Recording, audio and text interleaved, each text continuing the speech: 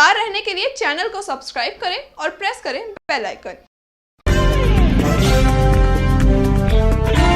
नमस्कार, आप देख रहे हैं इंडिया टाइम 24 न्यूज में आपके साथ दीपक। पूरे देश में छठ पूजा की तैयारियां जोरों पर चल रही है।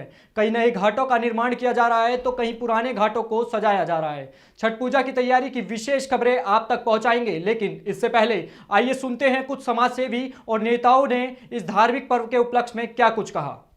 छठ का त्योहार भारत के मुख्य त्योहारों में से एक है। इसकी शुरुआत बेशक पूर्वांचल समुदाय ने की थी, लेकिन आज ये पूरे देश के कोने कोने में बड़े धूमधाम से मनाया जाता है। ये त्योहार दरअसल लोगों की आस्थाओं से जुड़ा हुआ है, जिसमें महिलाएं कठोर व्रत रखती हैं। इस त्योहार की खासियत ये है कि इसमें न सिर्फ उगते सूर्य को नमन किया जाता है, बल्कि डूबते सूर्य की भी आराधना की जाती है। बेशक इस पर्व ने अब छठ घाटों के निर्माण व सौंदर्यकरण को लेकर राजनीतिक रूप ले लिया हो, लेकिन लोगों की आस्था से जुड़े इस पर्व का अलग ही महत्व है। नहीं, पहले तो अपने क्षेत्रवासियों देशवासियों को बहुत शुभकामनाएं दूंगा छठ के पर्व की।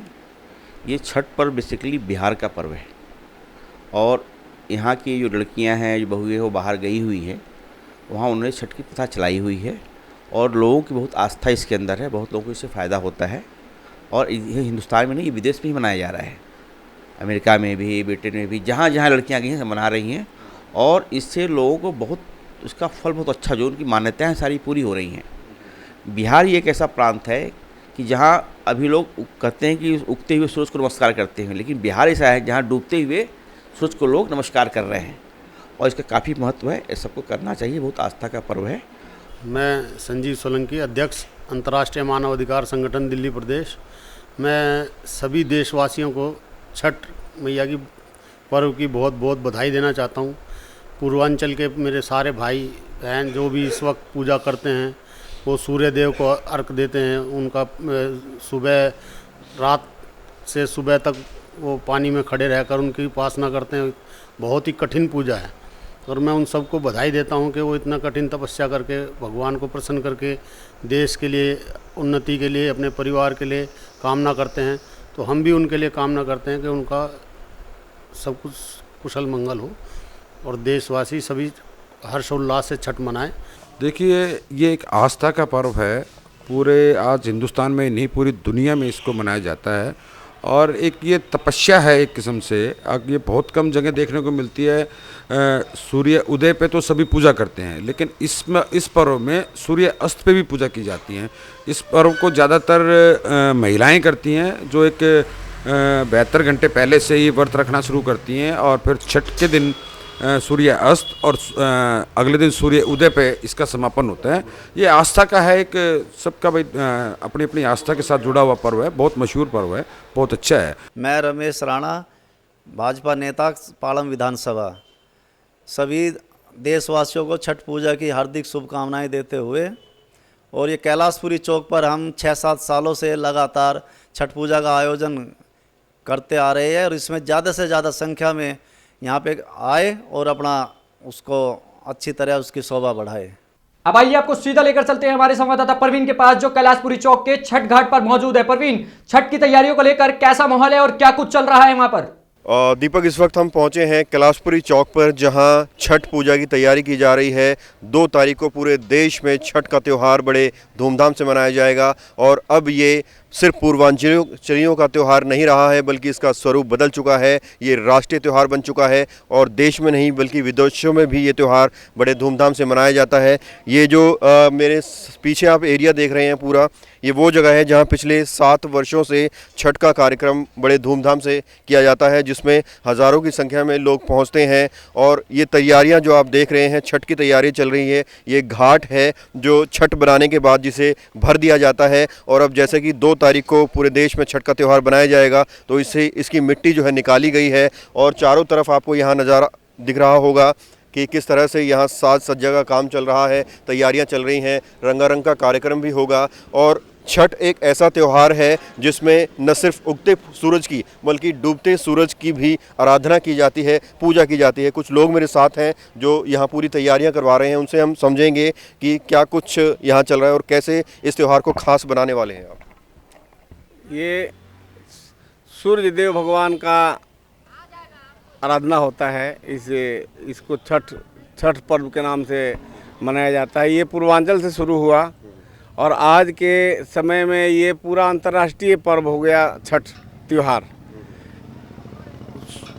डूबते सूर्य के अर्घ देते हैं और फिर उगते सूर्य को भी अर्घ देते हैं।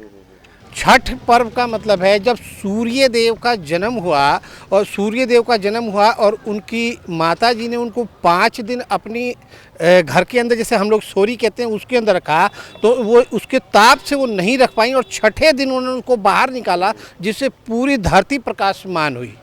तो सूर्य देव उस दिन से हमें पूरी धरती को प्रकाशमान देते हैं। और इसके अंदर हर चीज़ देसी, सबसे बड़ी बात देखिए कि हर चीज़ देसी इस्तेमाल की जाती है और सारे कल्चर के लोग, हर कोई जातिवाद नहीं, इसके अंदर हर जाति का, हर छोटी और बड़ी जातियां मिलके हमने इसको त्यौहार को शुरू किया। देखो भाई साहब, यहाँ इतना कूड़ा ये जो कॉलोनी वाले हैं पिछले साल भर में डाल देते हैं। ये तो निगम के द्वारा सफाई किया जाता है, हमें बहुत मुश्किल होती है। आप देख लो, पहाड़ जैसा कूड़ा हो गया, उठाते उठाते 2 दिन हो गए यहाँ पे सफाई के लिए। ये तो गली मोहल्ले वाले हैं, इनको खुद यहाँ समझ में नहीं आती, डाल जाते हैं।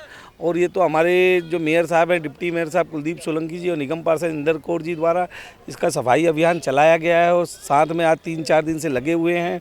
आपके सामने गड्ढा खुदवाया गया है, सब कुछ हो रहा है। तैयारियों की बात करें तो क्या कुछ तैयारियां चल रही हैं यहाँ पे? देखो, तैयारियां यहाँ सब चल रही है। टेंट वगैरह का काम चल रहा है, गड्ढे का काम हो चुका है, कुछ सफाइयों का काम रह रहा है, कर्मचारी आ रहे हैं, सफाई हो रही है, बस यही काम चल रहा है। सूर्य भगवान की पूजा होगी, तो इससे ज़्यादा क्या। ये जो कूड़े की बात कर रहे थे हम, इसको आप उठवाएंगे यहाँ से? आप देखिए, कूड़ा नहीं, ये सारी मिट्टी है, आपके कैमरे के सामने है।